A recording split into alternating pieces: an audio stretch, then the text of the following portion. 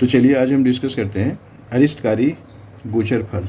अरिष्टकारी होता क्या है, ये सबसे पहले समझना होगा कि अरिष्टकारी उससे हम बोलते हैं कि जन्म कुंडली में जिस समय आपका खराब समय आएगा, खराब समय मतलब वैसा समय आएगा जो कष्टकारी होगा, तो उसको हम अरिष्टकारी बोलते हैं। तो अरिष्टकारी का विचार जन्म कुंडली में कब कब कैसे कैसे हम करते हैं, तो इसका 3 महत्वपूर्ण बात समझना होगा कि एक तो जन्म कुंडली का जो होता है ना, जन्म कुंडली के समय में जो स्ट्रक्चर बना वो एक ये कुंडली। दूसरा क्या है कि अरिष्टकारी समय इससे भी विचार करता है, मीन्स ये जो कुंडली बना है इसके स्ट्रक्चर से कि कौन सही है, कौन खराब है, कौन कैसा है। दूसरा महादशा। महादशा में आप जानते होंगे कि महादशा, अंतरदशा, प्रत्यंतर दशा, सूक्ष्मांतर दशा, इस तरह से महादशा के समय को भी देखा जाता है। और तीसरा क्या है, तो ये गोचर है ना, गोचर। इस तरह से अगर मान लीजिए किसी भी तरह का कोई विचार करना हो, अरिष्टकारी से संबंधित हो या किसी भी तरह का जो इफ़ेक्टिव हो कि आज और कल ऐसा क्या करना है, तो इस टाइप का हम विचार 3 मेथड से कर सकते हैं। तो पहला क्या हो गया, जन्म कुंडली का स्ट्रक्चर। दूसरा महादशा, अंतरदशा, प्रत्यंतर दशा का जो टाइम होगा वो। और फिर जन्म कुंडली के हिसाब से जो गोचर होता है, गोचर बनता है उसके हिसाब से। गोचर मतलब करंट पोजीशन में जो ग्रहों का स्थिति है आज के दिन, वो ग्रहों की स्थिति में आपका कुंडली के अनुसार आपके कुंडली में कैसा विचार किया जाएगा वो इम्पोर्टेंट होता है। तो अब ये क्या है कि अरिष्टकारी गोचर को हम ऐसे देखते हैं कि इस पर हम कई फार्मूला डिस्कस करते हैं, है ना। नंबर 1, पहला कंडीशन ये है कि जन्म कुंडली में, मतलब ये जन्म कुंडली आपका है ना। अब इसमें मान लीजिए एक एग्जांपल के लिए कि मान लीजिए ये जो राहु है ना, राहु कहाँ हो, या तो 9th में और ये 12th में है ना। मतलब ये है कि धनु राशि में है और ये मीन राशि में है। अगर इस राशि में है ये राहु, तो गोचर का जब बृहस्पति है ना, जैसे इस भाव का स्वामी बृहस्पति होता है, इसका भी बृहस्पति होता है। तो अब क्या है कि गोचर का जब बृहस्पति होता है और आता है टाइम टू टाइम, और उसमें क्या होगा कि राहु उस घर में बैठा है, मतलब बृहस्पति के घर में राहु बैठा है, और बृहस्पति का जब उस पर स्थिति आता है गोचर का, तो गोचर का बृहस्पति राहु की स्थित राशि में जाता है, तब जातक को क्या होगा, अरिष्टकारी संभव होगा, मतलब अरिष्टकारी समय ये आ जाता है। इस तरह से विचार किया जाता है। अब उस राशि से त्रिकोण में, है ना, त्रिकोण आप समझते हैं ना कि 5 और 9 भाव है ना, ये त्रिकोण भाव होता है। कहाँ से, तो उस राशि से, मतलब जहाँ राहु बैठा है उस राशि से 5वां घर और 9वां घर है ना। इसमें भी ये होता है कि जब राशि से त्रिकोण में बृहस्पति के जाने से जो समय आता है, जिस समय त्रिकोण में आएंगे बृहस्पति, उस समय भी अरिष्टकारी योग बनता है। तो ये पहला फार्मूला हो गया। दूसरा हम डिस्कस करते हैं कि अगर जन्म कुंडली में यदि राहु और बृहस्पति मान लीजिए कि साथ में है ना, ये एक ही साथ घर में बैठा है, तो क्या होगा कि ऐसे विचार करने के लिए कि राहु और बृहस्पति साथ में हो, तब क्या होगा कि राहु जो जिस राशि में स्थित है ना, जिस राशि में स्थित है उस राशि से अगर गोचर का शनि त्रिकोण में है ना, मान लीजिए कि ये जो शनि है ना, इन जिस राशि में बैठा है उसी राशि से ये शनि क्या है, त्रिकोण में है। कहाँ है, तो या तो 5वां घर में है या 9वां घर में है। तो भी क्या होता है कि ऐसे समय में क्या होगा कि अरिष्टकारी समय आता है। अरिष्टकारी मतलब कुछ ना कुछ गलत करने वाला, खराब करने वाला। इसी तरह से हम बात करते हैं। तो तीसरा कंडीशन क्या है, तो अगर मान लीजिए कि 6ठा भाव मतलब 6th भाव है ना का स्वामी, और इसका जो मतलब जैसे मान लीजिए यहाँ पर 6ठा भाव है, तो इस 6ठे भाव का जो स्वामी है तो ये क्या होगा, शुक्र होगा। उसी तरह से आप समझिए कि 6ठे भाव का स्वामी जिस राशि में है, मतलब शुक्र कहाँ बैठा है, तो इस राशि में है ना, 7वां नंबर में, मतलब तुला राशि में है।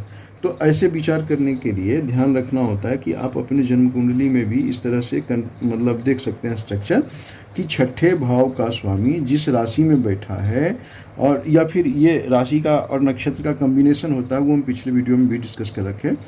तो उस समय क्या होगा कि उस राशि या नक्षत्र से जब त्रिकोण में मतलब जैसे देखिए कि 6ठा भाव का जो स्वामी हुआ, स्वामी हुआ, जिस भाव में बैठा है, तो उस भाव से, जैसे यहाँ पर क्या है 7वें नंबर में बैठा है, तो उससे त्रिकोण में, त्रिकोण मतलब 5 और 9, मतलब यहाँ से अगर काउंटिंग करेंगे कि 1 2 3 4 5, मतलब इस भाव से पाँचवा ये और 9वां, 5 के बाद 6 7 8 9, मतलब ये इस भाव में। तो इस भाव में क्या होता है कि अगर उस राशि या नक्षत्र में से त्रिकोण में जाता है ना, तो त्रिकोण आप आइडेंटिफाई कर लिए, ये और ये, ठीक है जी।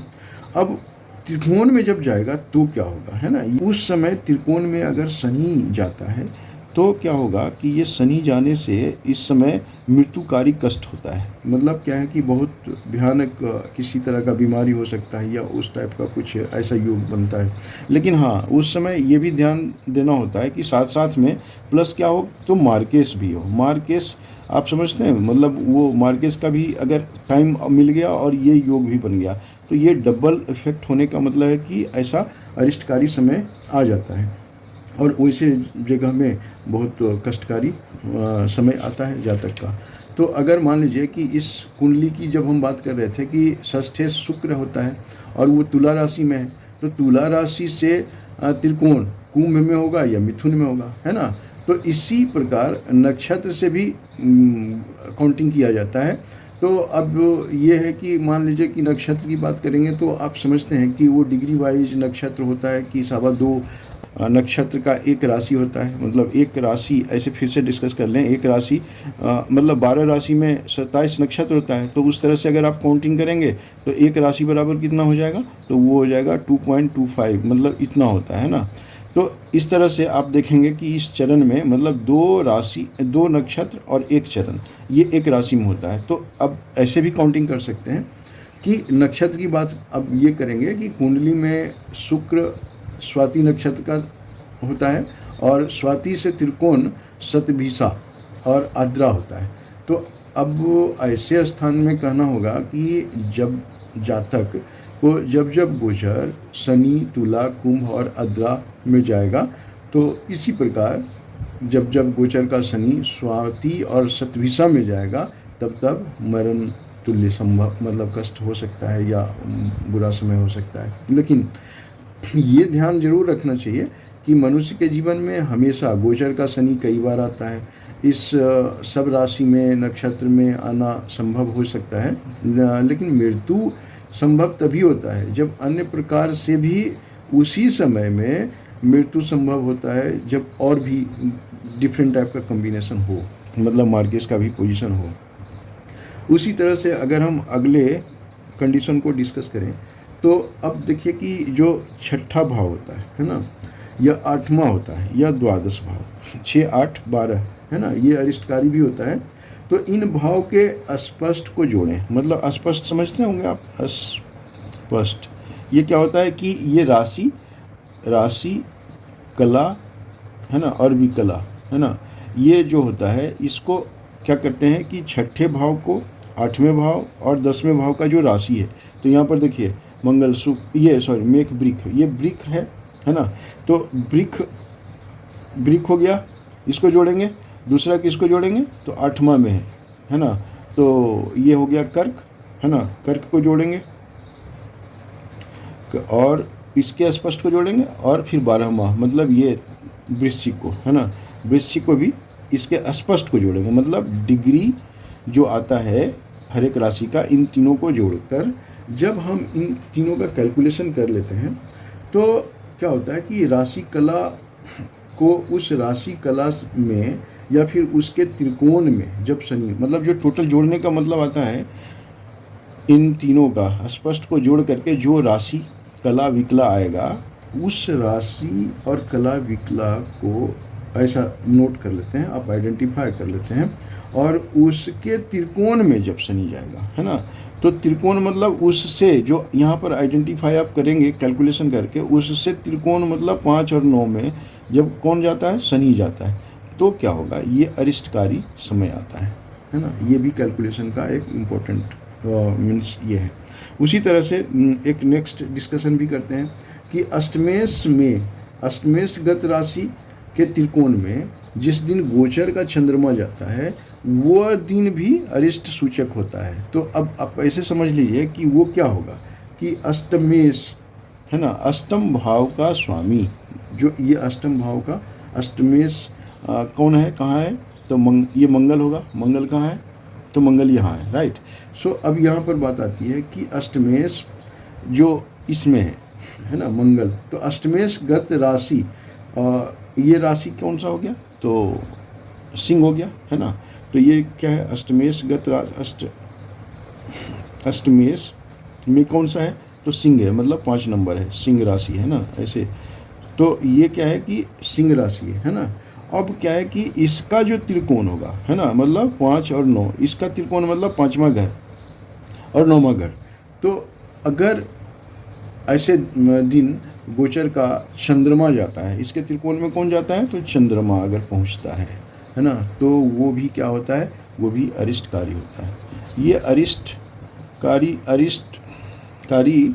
समय जब भी आता है तो ये क्या है कि कुछ ना कुछ सामान्य रूप से हेल्थ से रिलेटेड कुछ ना कुछ डैमेज करता है।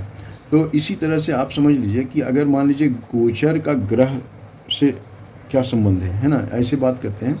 तो अब देखिए कि गोचर में जब रवि अनिष्टकारी होता है ना, रवि मतलब क्या, रवि मतलब सूर्य, है ना, सूर्य अनिष्टकारी होता है, तो क्या करेगा, ये इसका स्वभाव जैसा है उस तरह का विकार उत्पन्न करेगा कि जैसे मतलब रक्त पित्त है ना, विकार से, या फिर इसका क्या होगा कि सिर में या मुंह से रिलेटेड कुछ ना कुछ डिफरेंट टाइप का ये करेगा, कुछ पीड़ा उत्पन्न करेगा।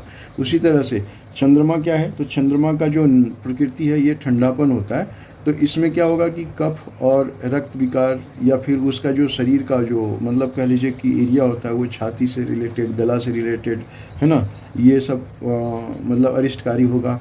फिर क्या होगा कि मंगल क्या करता है, तो मंगल से भी पित्त या मज्जा कफ या है ना रक्त दोष से रिलेटेड, या इसका पीठ से, सिर से, उदर से संबंधित का विचार किया जाता है।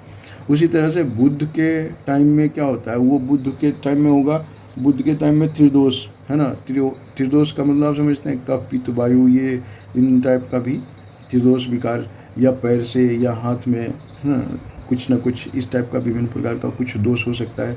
उसी तरह से बृहस्पति का विचार क्या होता है, तो वो भी मतलब बात और कफ से रिलेटेड पीड़ा, या फिर कमर या उसका जांग से रिलेटेड जो भी विकार उत्पन्न होता है उस टाइप का विचार इससे बृहस्पति से करना चाहिए। फिर शुक्र का कहानी क्या है, तो शुक्र से भी कफ दोष जनित कष्ट होता है। और शनि में क्या होता है कि वायु विकार, मतलब गैस से रिलेटेड इस टाइप का, मतलब ये होता है कि विभिन्न प्रकार का कुछ ना कुछ मतलब ग्रहों के कॉम्बिनेशन के दृष्टिकोण से ये सब विचार होता है। तो ये ज्योतिष शास्त्र का एक अपना फॉर्मूला है, कॉम्बिनेशन है, और इसके वजह से आप लोग डिस्कस करते हैं। तो इस तरह से आप प्लीज़ सब्सक्राइब, आप लोग सब्सक्राइब हमेशा करें, सब्सक्राइब करना भूलें नहीं। इस तरह से हम लोग डिस्कस करते रहेंगे। धन्यवाद।